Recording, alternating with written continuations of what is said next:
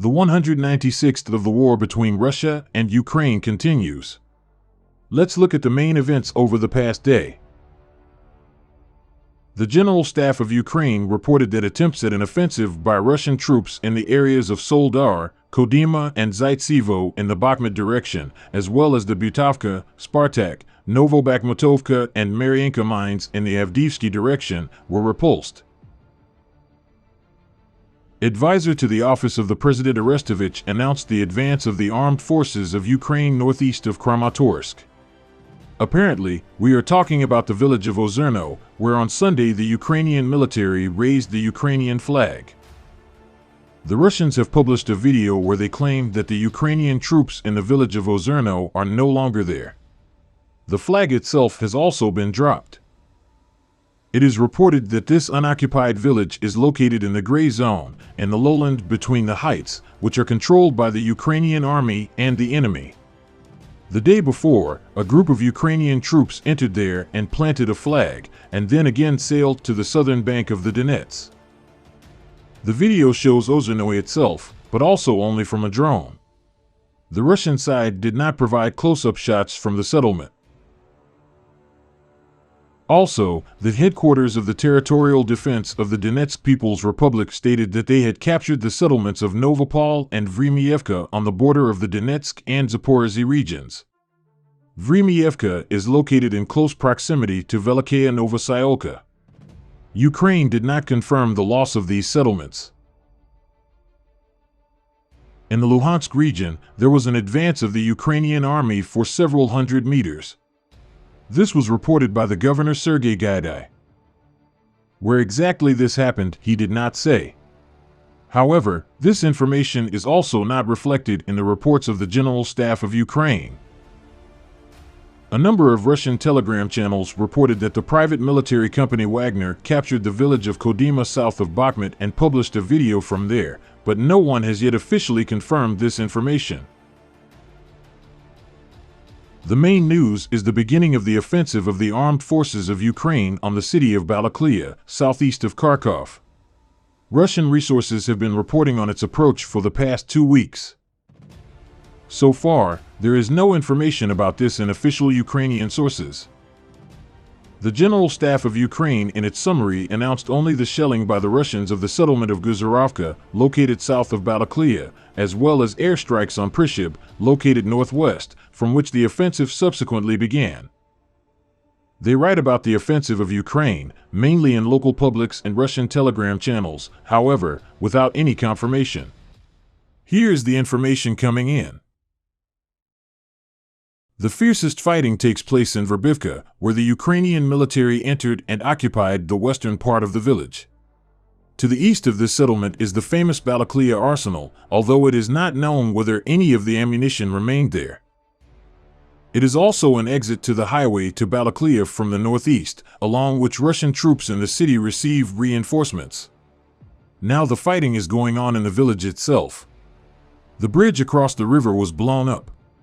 There is also information about the offensive of the Ukrainian army to the north on the Groshry-Kupiansk highway. In particular, they report on battles in the area of the settlement of Yakovenkovo. There are also reports of fighting on the outskirts of Balaklia. There was a photo of a blown-up bridge that leads from the western outskirts of the city to the center. However, there is no reliable information about what is happening on the outskirts and whether the Ukrainian military has entered there yet. At the same time, Russian-appointed authorities in the occupied districts of the Kharkov region declared that Balaklia was under Russian control. At the time of the start of the Ukrainian attack in the city of Balaklia, Russian troops were in positions mobilized from Donetsk and Lugansk. Now the Russians are transferring reserves there. Artillery is active on both sides. Also, Russian telegram channels claimed that during the attack on Chegov, the headquarters of the Ukrainian forces, which coordinates the offensive in the Kharkiv region, was allegedly hit. There is no confirmation of this from the Ukrainian side.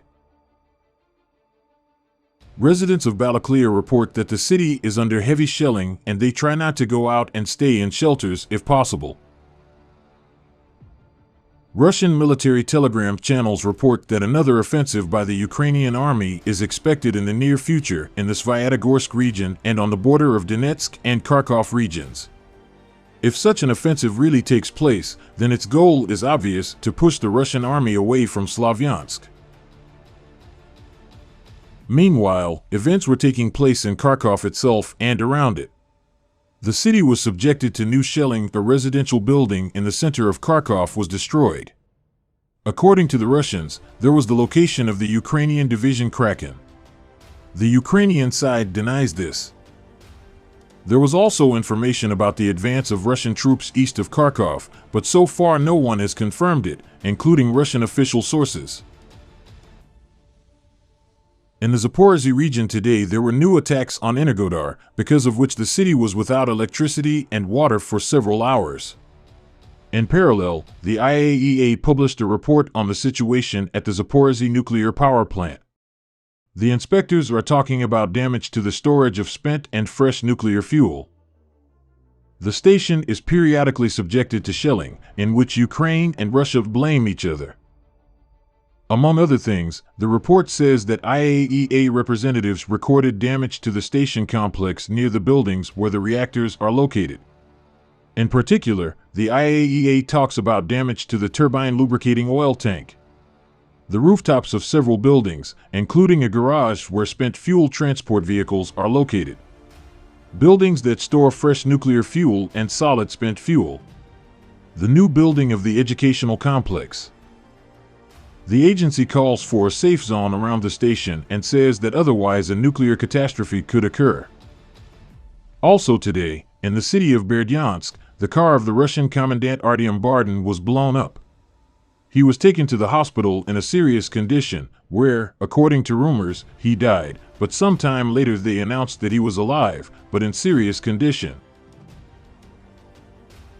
Now let's move on to the south of Ukraine, where the counteroffensive of the Ukrainian army continues. Arestovich said that in addition to Vysokopolye in the north of the Kherson region, the Ukrainian armed forces also took the neighboring village of Olgino. And in Vysokopolye itself, a little more than a dozen prisoners from Donetsk were taken prisoner. That is, just like near Balaklia, and earlier in the north of the Kharkiv region, the Russian defense is being pushed through mainly where the advanced positions are held by those forcibly mobilized from the Donetsk and Lugansk regions. At the same time, according to Arestovich, the village of Novopetrovka south of Olgino is held by the Russians. At the same time, Arestovich believes that it is too early to talk about the movement of the Ukrainian army to Kherson. But, according to his forecasts, in 3 to 4 weeks the situation for the Russians in the Kherson direction will worsen.